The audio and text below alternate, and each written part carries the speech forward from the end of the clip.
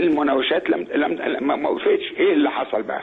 ليه الشباب بيروح لغايه هذه السواتر ويناوش القوات المسلحه؟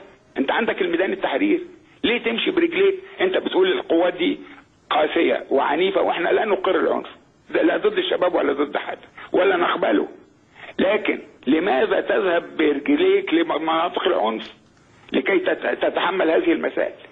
فاحنا بنشوف على التلفزيون السواتر موجوده داخل المناطق المحرمه في شارع العصر العيني، وحواليها الشباب واقف يشير الى القوات ما يمكن ان يثيرهم ويرمي عليهم طوب ويعمل عمليات غير مستحبه.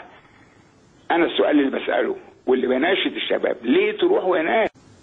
احنا بنقول للشباب المعترضين انتوا غلطانين، سواء مين المندسين مش مندسين ما نعرفش، لكن ازاي تقوموا باعمال تؤدي الى احراق المجمع العلمي؟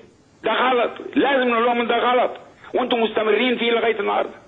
ان انتوا تمشوا وتروحوا تقفوا قدام القوات المسلحه تهينوها وهي شرف البلد وهي عزيزه علينا وتثيروهم، وبعدين هم لما يطلعوا يضربوكوا تعيطوا وتقولوا ان هم بيضربونا. ما تروحوش هناك، لازم حد يقول لهم الكلام ده، ان الاوان حد يقول لهم كده.